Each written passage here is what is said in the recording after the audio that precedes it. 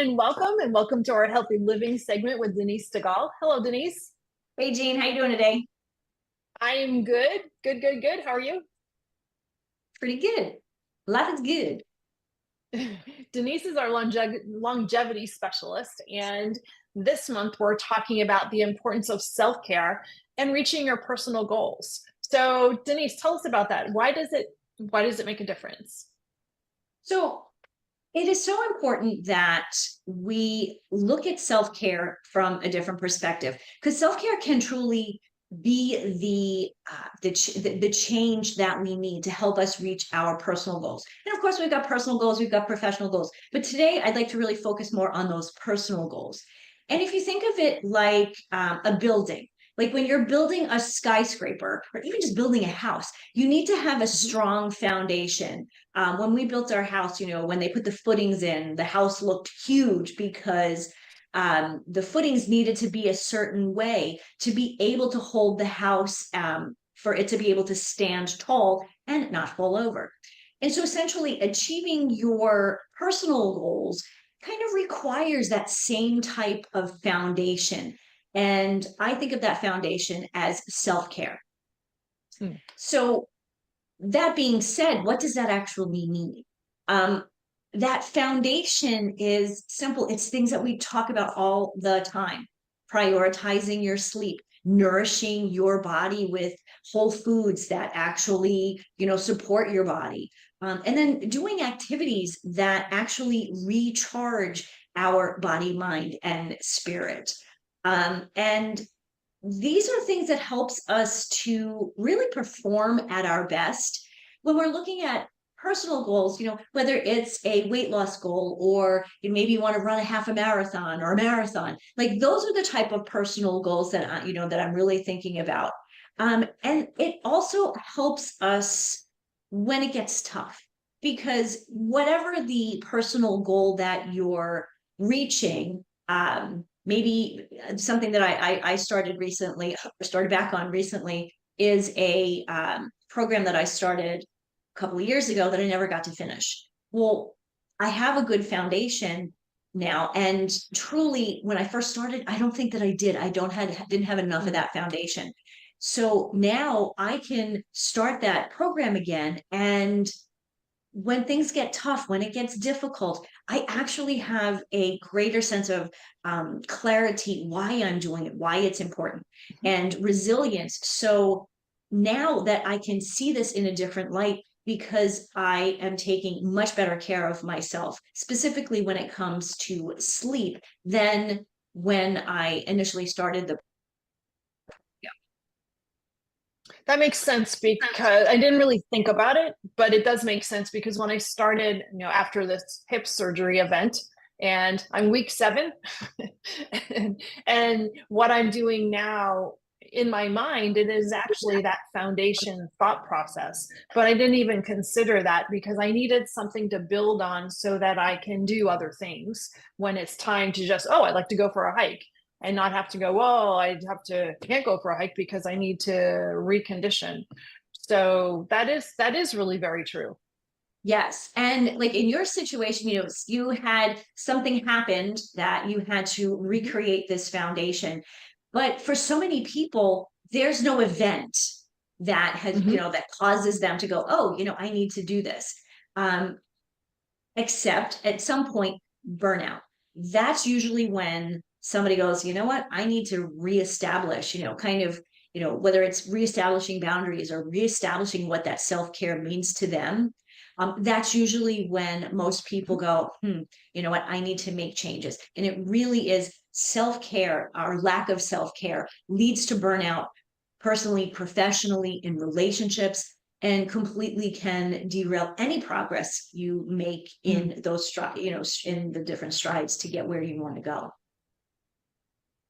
So, what are some of the tips that you have for creating that foundation or creating that or recognize? Well, first of all, let me ask the question differently. So, what are some of the areas where you recognize that you really do need to have a better self-care process? And then, what are the tips for creating that foundation? Sure. One of the things that I when I'm working with people that we notice, and they eventually notice as we're talking, as we're working together, it's that they're constantly pushing, pushing, pushing, pushing, pushing, and not actually taking that time to rest, recharge, recuperate. And that takes a toll mentally and physically. And again, that's kind of where motivation seems to wane, and our desire for reaching those goals really can wane and kind of leave us in a place where we're kind of going, now what? So when you realize that you're always pushing, constantly going, and I'm an overachiever in lots of things. Overachiever, that's my mother's word. If I want to do something, I go 110%. Well, some days going 110% is fine, but doing it 110% every day, every week, every month, there is, body breaks down emotionally, and mentally. There's just not enough capacity. So when you feel exhausted, that is really a time, hopefully before you get exhausted, but when you get to that point, that's a time to step back and go, ooh, you know what? I really need to make some change. In the interim, for people who are going, oh yeah, I do tend to, burn the candle at both ends. This is a time right now to recognize that and to start prioritizing your sleep, your relaxation. Sleep and relaxation don't necessarily mean the same thing. And so for me, that's number one. Once you notice that, it's what is, then looking at your schedule. Why are you pushing so hard? Is there a deadline? Is it a set deadline, or is it something you can, slowly move? Obviously with goals, we want them to be timely, but we also have control of the timeline, right? Realistic. Absolutely. I think with sustaining or creating a pace. So once you realize that, that you're pushing too much, or you're doing that 110%, it's really important to step back and really figure out what is a sustainable pace to reach that. Again, this works with that timely, reasonable time frame to accomplish a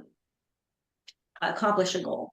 And sometimes, honestly, you just need to take a break. Like I did with this course, it was intense. I had just finished a different course, and I just could not get my brain really around it. And so that was important. Sometimes you do just need to take a break, whether it's 15 minutes, a week, in my case, a couple of years. I knew it was something that I would get back to, but it also, this is really important, it wasn't a priority. And so that's another piece of this self-care, is what are the things that are actually a priority in reaching those goals? Because sometimes we set a goal, we're like, it's a laudable goal. But if it's really not that important, urgent, then it's okay to step back.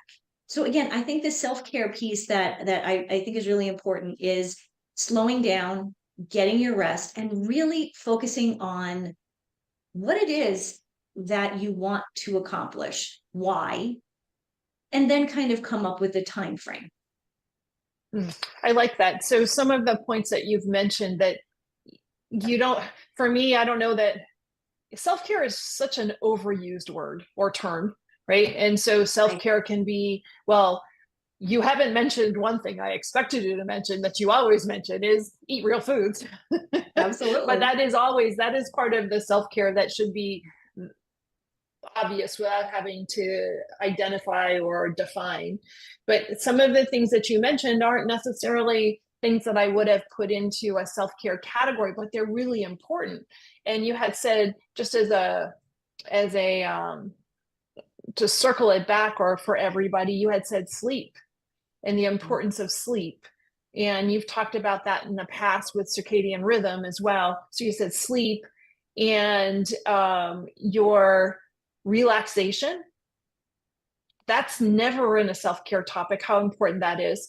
and managing your schedule management, and looking at your deadlines and prioritizing your goals and your activities, and making sure that they're realistic and sustainable. Zero to hero every day doesn't work. Absolutely. And you make a point, you're a hero of your own story, right? In your own life. Yeah. So, but the hero, you know what, the hero sometimes takes breaks too. He needs to eat, he needs to sleep, or she needs to eat, she needs to sleep. And if you're watching, a heroic TV program, guess what? What happens between like episodes? They relax, or they take their breaks. I don't know. I've got superheroes in my head all of a sudden. Well, thanks, Denise. These are super great tips, but also easy to wrap your head around and easy to implement. So I appreciate that. Thank you. Thank you so much. Hello, everyone. This is Jean Gallagher, Discover Rising Tides, and I want to just take a moment to talk about my friend, Denise Stegall. I am honored to call her as a friend, and I'm so grateful that she gives us her insight during our shows, each show, and talks about healthy living, eating real food. You hear Denise say, eat real food a lot. Well, she means it, and she knows what she's talking about. She is an amazing healthy living coach, curator at Living Healthy List. And if you ever have any questions about what is real food, why does it matter, how does that apply to me, how do I change, what do I need to do, how do I even create a healthy living shopping list, make sure that you call her. She is your healthy living coach, and you can find her at healthylivinglist.com. Hello, Denise. Hey, Jean. It's a beautiful day. Hey, it is. As we dive deeper into this month's topic, we're still talking about the importance of self-care and reaching your personal goals. But also, you're going to take it a step deeper and talk about setting and achieving those personal goals. Yes, we all have goals that we want to reach. And self-care is such a big piece of that, as we talked about in our last segment. But I also think, and we touched on this like very, very quickly, about having a plan. I love to use this concept that I came up with a couple of years ago called the 3 Ps: plan, prioritize, and prepare. And it's so important because it really is a 3-step system. And what happens more often than not, people say, they set a goal, this is the goal that I want to achieve, but they don't write it down. This is in their head, or they say it out loud, but they don't write it down, and they don't have a lot of, like, there's not a lot of meat behind it. It's, I have this goal. How are you going to reach it? What are you going to do in order to reach it? What are you going to do when you come up with, obstacles? So the planning phase of reaching personal goals, and it doesn't have to be, big, elaborate plan, but there has to be some steps. There has to be some thought behind it. So number 1, what is your plan, or what is your goal? What do you want? Why do you want it? And then I think it's really important to kind of write down a few actionable steps. I want to lose 20 pounds. What's the first thing you need to do? You need to go to the supermarket and, buy healthy, nutritious whole foods. I need to go through my pantry. I have to revise this one for a second. The first thing that you need to do is to call Denise. Yes. First thing you do is call Denise. I love it. Thanks, Steve. And then you go grocery shopping. And then we go grocery shopping. We could do that together. We could do that online. But again, it's so important to have these ideas, these actionable steps, because without them, we're just kind of going. It's like, if you don't have a plan, kind of like if you have a car and you have a map, that's great. But if you don't know where you're going, doesn't matter. The plan is what makes the map important. So again, with the plan, whatever the plan is, whatever those steps are, and they'll be different for each goal you're trying to set.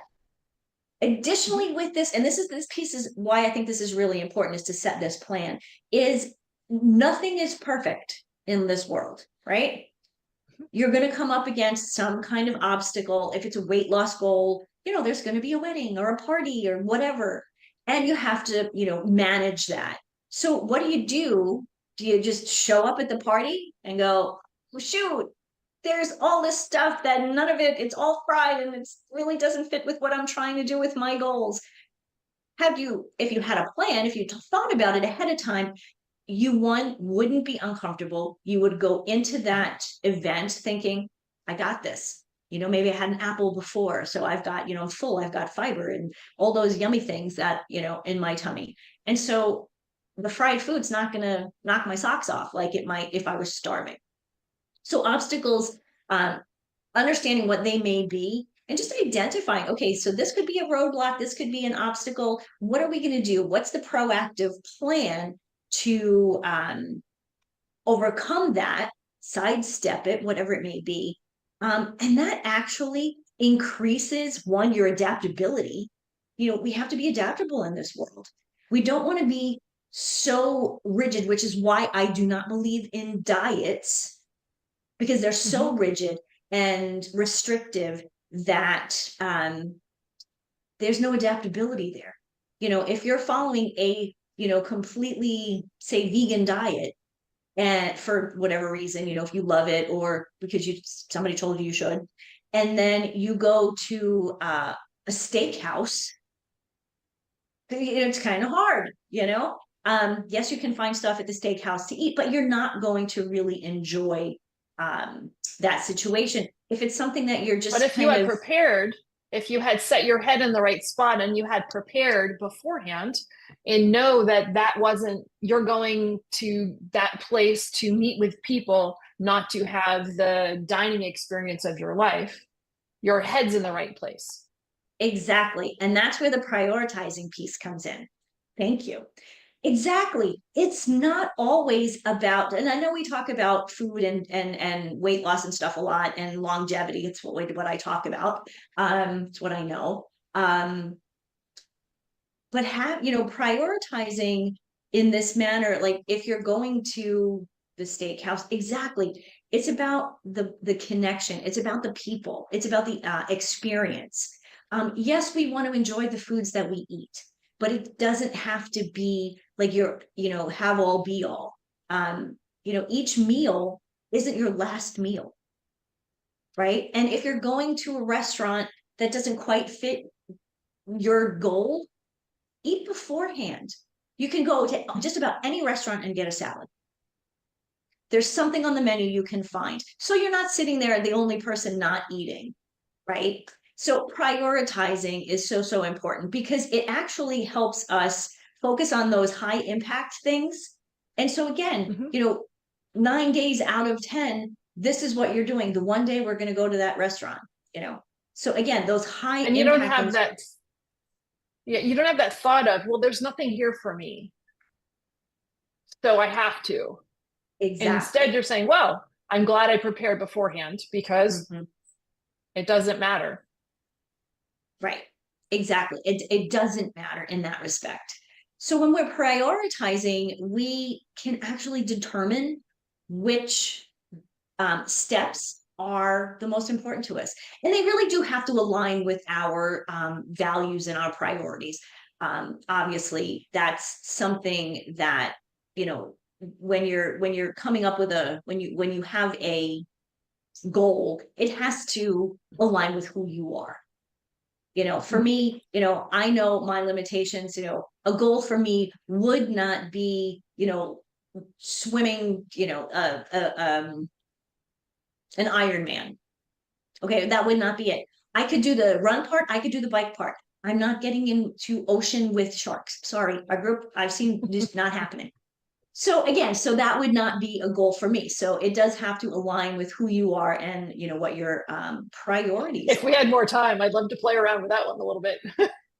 Well, that'll be another conversation. Never mind. The ocean part. And again, this is something, this is long term. When, I think it's so important to remember that when we're prioritizing our personal goals, this is something that, is long term. It's not one of these things you don't want to have to check the box. Oh, I did that and you're done. most personal goals are things that we reach and then we grow on, we build on. And I think that's an important part of when we prioritize things. Again, it keeps us motivated, it keeps us committed. And again, when it comes to managing your calendar, I love calendar management.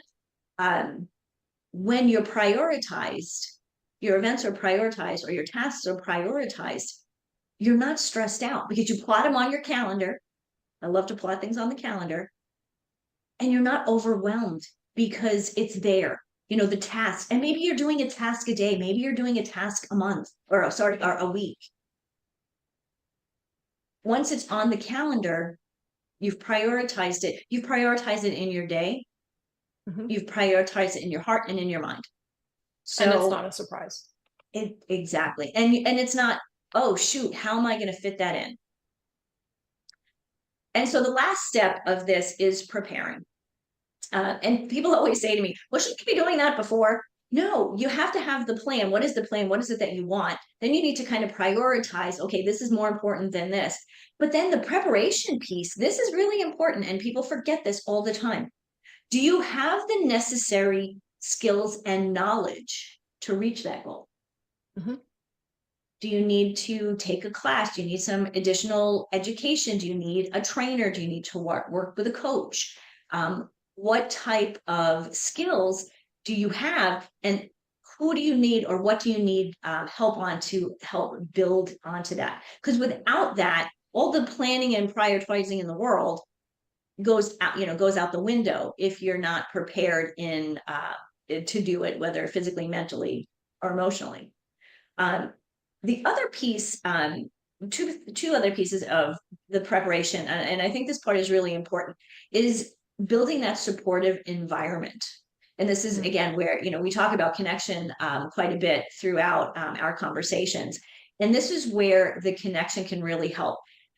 Whether that supportive environment is your best friend, your spouse, joining like a track team or a running team or a pickleball team, whatever it may be. Surrounding yourself with people who are going to encourage you and support you is so important. We do it with our professional lives. We seek mentors, we have accountability partners in our businesses. Why can't we do that with our personal goals? We absolutely can. And that to me is such a big piece of self-care, because you're connecting to people. You're looking for support, and that helps you mentally and emotionally.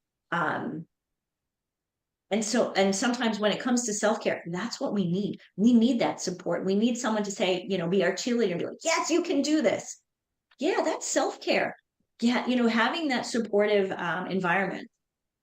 I think that last point is probably the most important of all of them, because creating that community or that team of people or that will help you hold accountable. But what's actually happening is, yes, they're encouraging you, but what happens too that you don't realize is that you're encouraging them. And your success or your consistent application of whatever you're doing is actually going to positively affect them as well as you. So it is a full circle of support. I absolutely agree.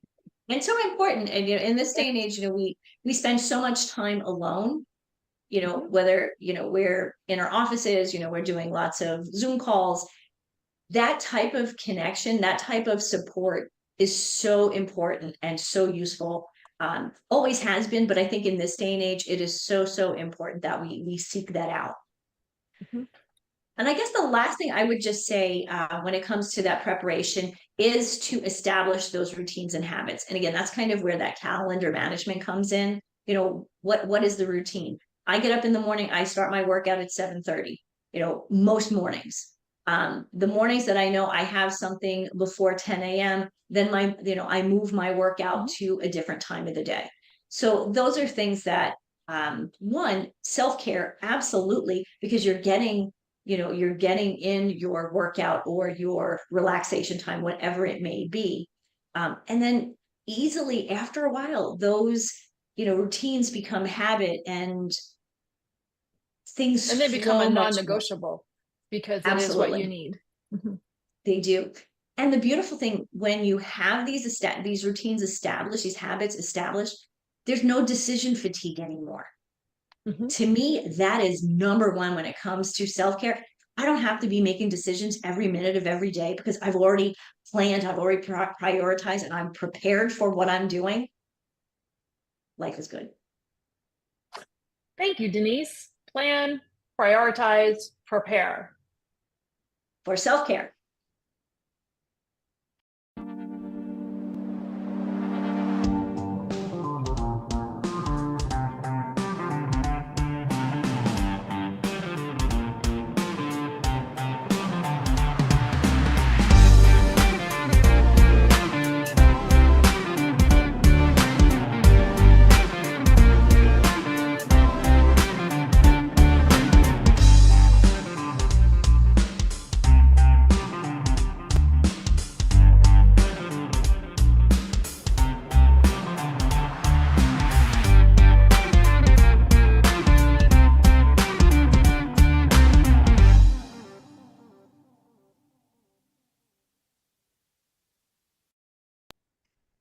Well, hello everyone and welcome. And I'm here with Denise Stegall, our longevity specialist, and we're talking about the importance of self-care and reaching your personal goals. We've talked about setting and achieving your goals, and now we're going to take a deeper dive into the importance of connection and the value of your community and hitting those personal goals. So let's talk about community, because I am a pretty independent person. And I didn't realize how important that community piece was until I started CrossFit in what I call the old person class. And they actually call it the Legends class. It's super cool because the age ranges go between 60 and 94. And if you watch a 94-year-old doing burpees, can I tell you how motivating that is? And when you're in an environment that maybe it's brand new and you don't know what you're doing, having people around that welcome you is everything. So I think this has to be one of the most important pieces of this personal goal piece for me. I agree. Community and community is different from everyone. A community could be, your group of friends. It could be, like you're saying, the group at CrossFit. It could be your church or synagogue. It could be your pickleball team, or your close-knit family and friends.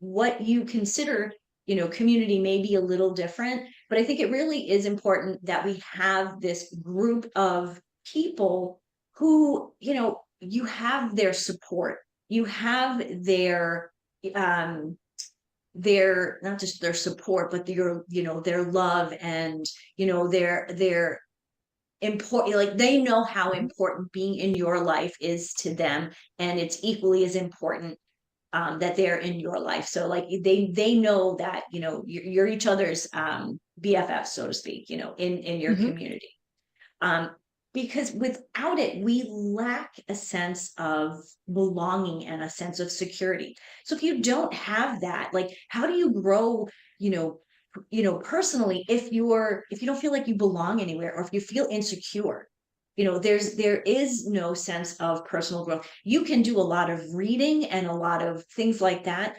but when I think of personal growth, that's a part of it. But personal growth also means, how do you connect with others? How do you connect with the world? And what is your place amongst all of the the people in the world? Because we all do have a place.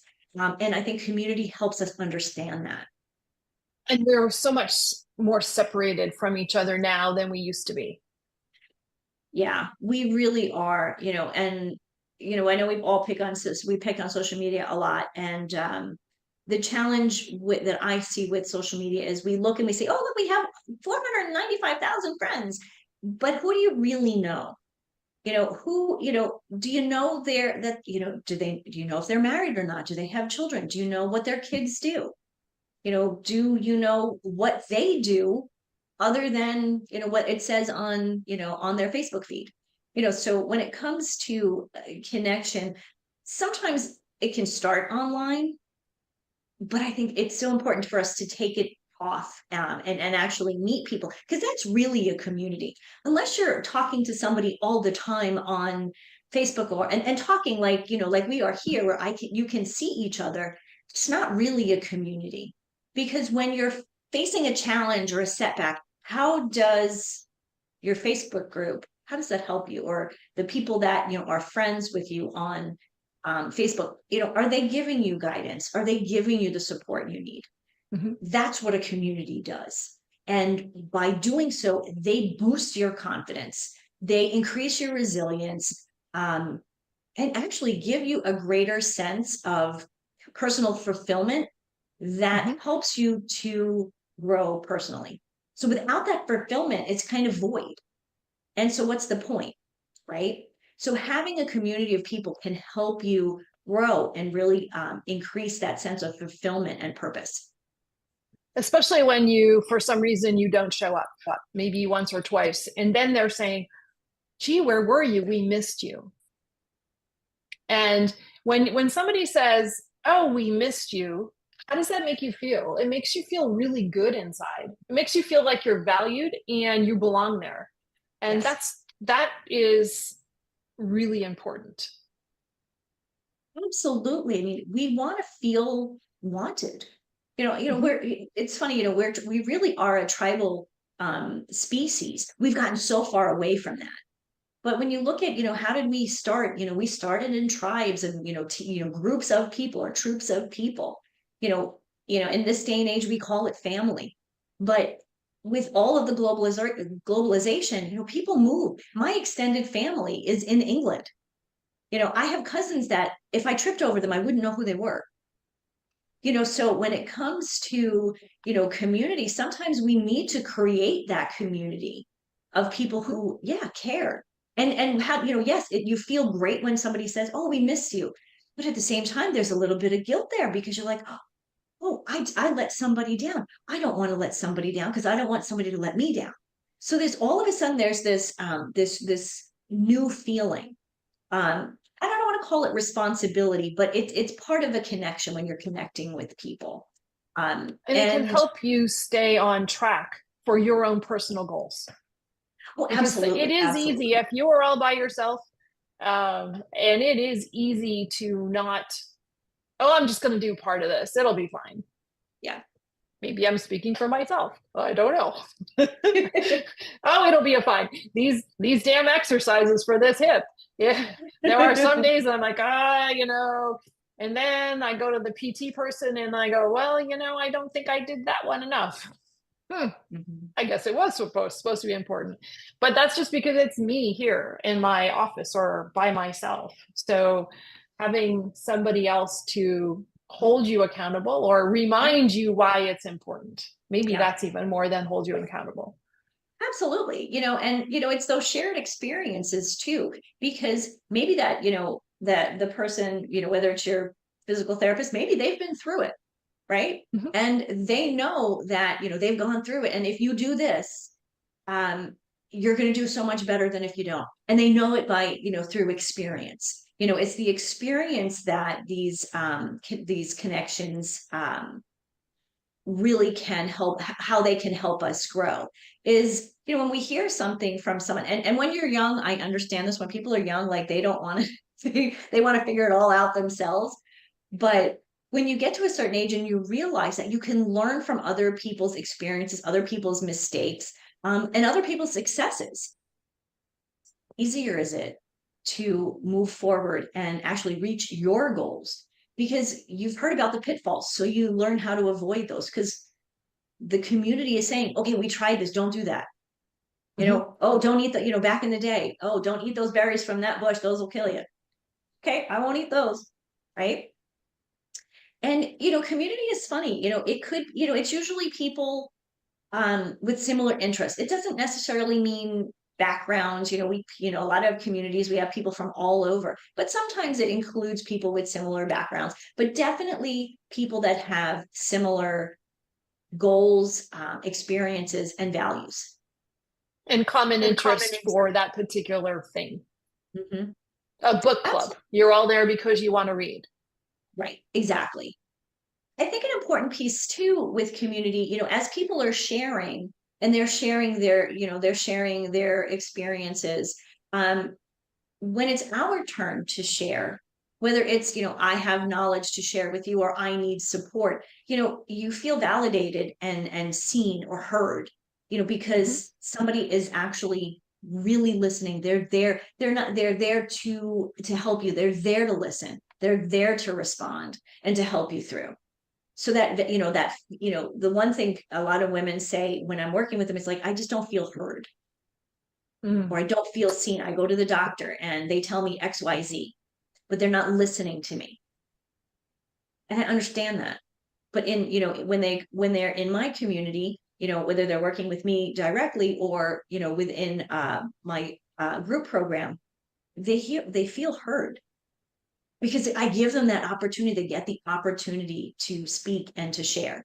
And I think that's what helps to strengthen those bonds and gives people that sense of belonging and acceptance. This helps them grow personally. So actually, then they can grow professionally as well. I like that. And that being heard is important, or being able to offer your input. And not from an ego standpoint, like you have to be the one that says something all the time, because there's the ego piece, but then there's the offering your, and not advice, but offering your input to a particular situation. You never know how that's going to affect somebody else in the group positively. It's what can you offer to lift everybody up, because it also gives you an opportunity to accept what they're saying more personally too. Right. And how many times when you're talking to somebody about something, does it feel like it becomes like a brainstorming session and you come up with this, this new solution that, on your own, maybe you would have come to the conclusion at some point, but together during a brainstorming session or, a conversation with people, you come up with a solution so much easier. And whether it's the other people or person, that said that kind of gave you the aha moment, 9 out of 10 times what I find during these conversations is if I'm looking for support, I end up coming up with my own aha, but the other people kind of pulled it out of me. And that's exactly what coaching does, is we pull it out of a person. And so as a coach, I work with a coach because, we all need to have that community. So I have a community of people, but I'm in a community too. You and I are in a community together, and you don't have to just be in one community. I think that's another thing to be aware of is, you can be in different communities and still feel a part of each one equally. There was a time years ago that your neighborhood, we never had to define this community thing. We were just having, you having tea with a neighbor, or we were more social as a society. And there are people that are fortunate enough to live in areas that still have that piece of social ability that just is natural, that doesn't need a definition. But in a paced life, especially if you're really pushing for some professional goals, your personal stuff is going to be put to the sideline more times than not. And realizing, I think what you're bringing about in this segment is so important to remind people that in order to be successful, you said this already, but in order to be successful in your professional side, you have to take care of your personal goals and your personal well-being first. Absolutely. I couldn't have said it better myself.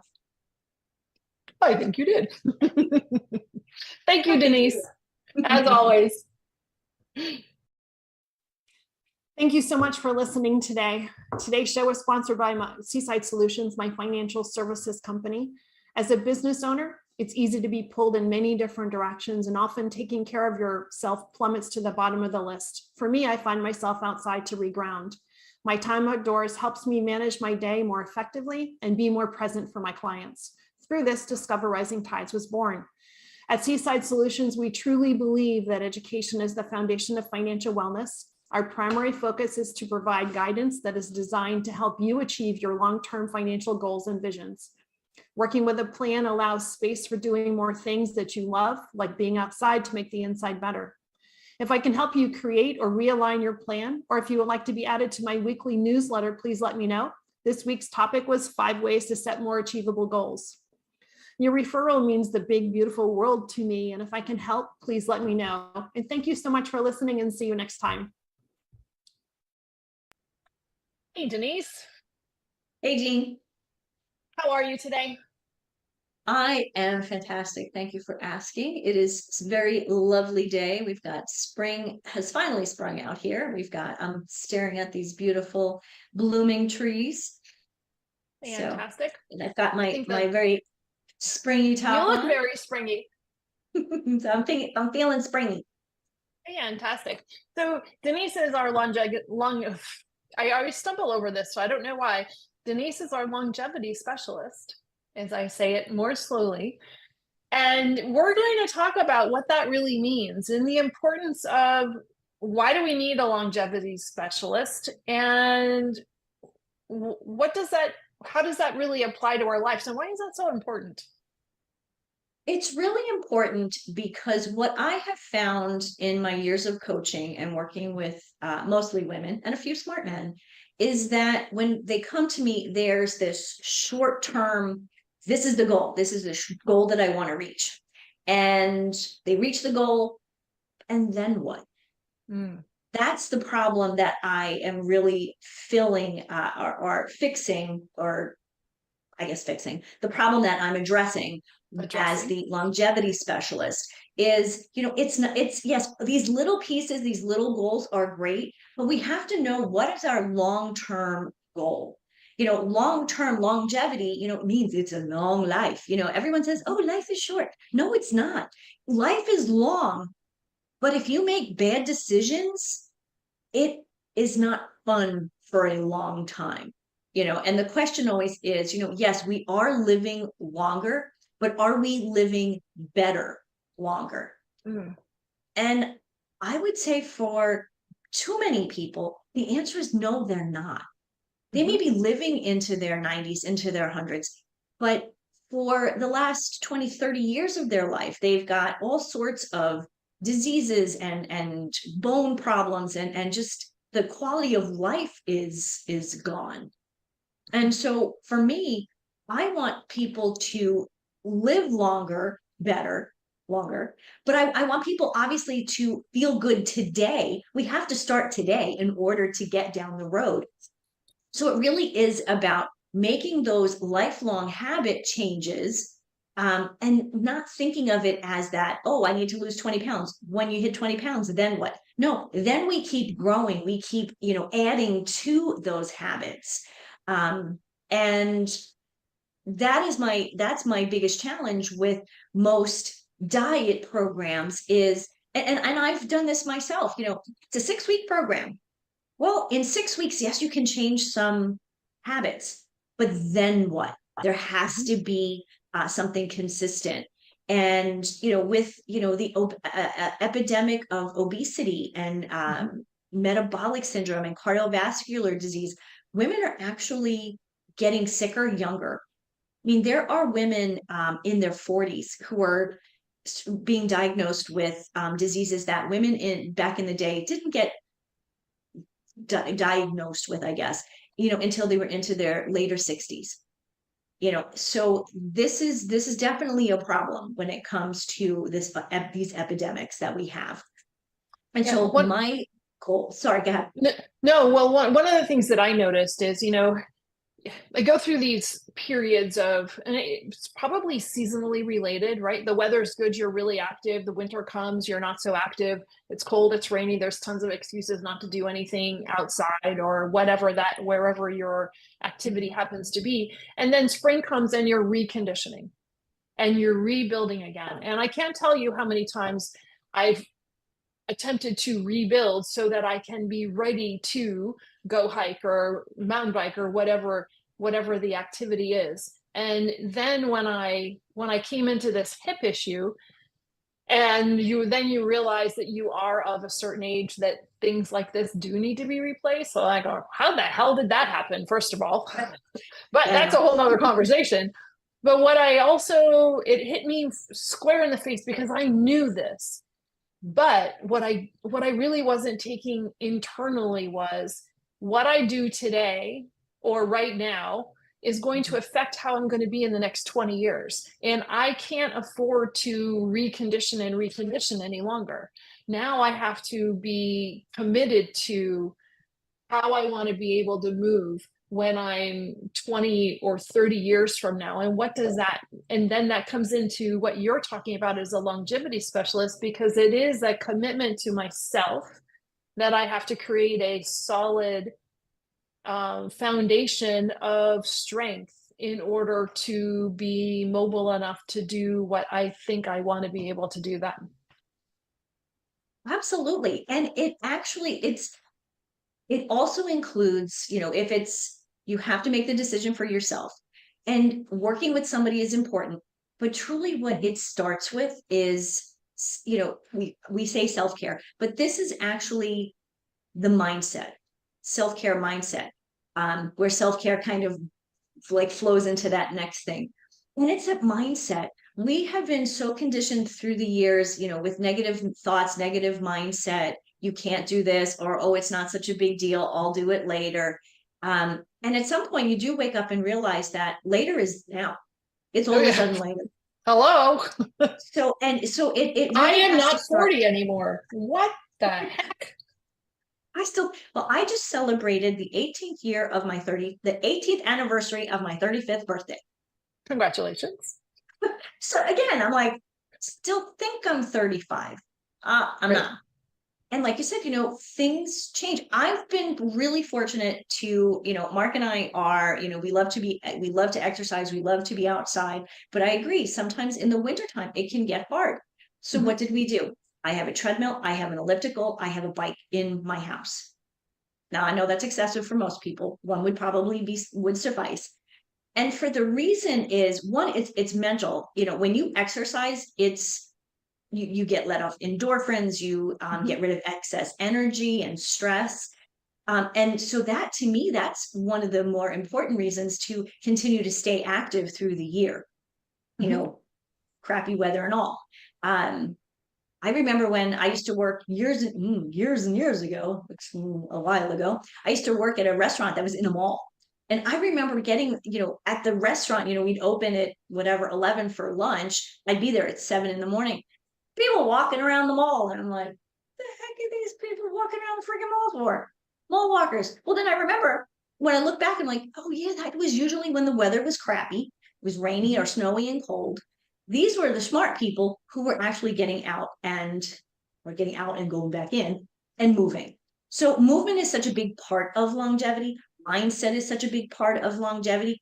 And we are also, we can be so goal oriented that we Mhm. reach a goal and check. But I'll reach this goal and this goal, and they're all over the place. There's no continuity and there's no plan. You can have different goals. I could have a weight loss goal, or I could have how many, I want to learn how to speak. Well, right now I'm learning how to speak French again. I spoke French in high school, but apparently not enough. So I have these different goals, but they're in alignment with what I want to do and who I am, who I want to be in the future. I know I'm going to be in Paris in September, but it's not the only time I'm ever going to be in Paris in my life, I hope. So these are things that, consistently, for the long term, these are goals that actually will continue. There's a reason that I'm doing them. And the reason is I want to live a long life. I want to live healthy, and I want to enjoy the things that I'm doing. I don't know why I keep doing that. It's the longevity piece. And that's okay. Talking with your hands is fine. So one thing that I had to come to terms with is that what motivates you doesn't motivate me. Mhm. But then figuring out, okay, so I've identified what doesn't work, which is easy to do because those become excuses and reasons and excuses or obstacles of why you're not going to do something. But then I had to figure out what was going to work, because I cannot sit inside on an elliptical. It makes me really, really cranky. I Mhm. dread every second of it. So, well, what am I going to do? I have to go outside. So if I'm going to go outside, I have to, what I did was identified, well, if it's this temperature, here are the clothes that I'm going to wear. And if it's this temperature, here's what I'm going to wear. So now I don't have to say, gee, I wonder what I don't have, or it's too Mhm. much work to go outside because I'm going to be cold. Well, no, no, no, no. I've already decided if this is the activity and this is the temperature, this is what I'm going to, it takes away those obstacles. And so Mhm. now I just have to get them on. And then I have Right. to get Okay. my ass outside. So So, this is funny. This is funny. So what you just said to me goes back to a conversation we had a little bit ago about that planning and prioritizing and and the three preparing. P's. See how it all goes together. Mm-hmm. And it's so true. When you're right, what motivates one person doesn't motivate somebody else. And yes, a lot of that is internal, trying to figure it out, what it is. And that's honestly, sometimes people don't figure it out on their own or have trouble figuring it out on their own. And that's really where I can come in and help people to kind of figure, sometimes it's just asking the question like you asked yourself. What is it that I want to do? What do I enjoy? What do I hate? That's probably something even more important. What do I hate? Mm-hmm. Like I know I have a shoulder issue. I know I can't lift anything over my head that's more than 10 pounds. And even that is pushing it right now. So that changes some of the things I'm going to do. I'm not going to go out now and, try to do something crazy where I'm doing a lot of stuff over my head. I can't.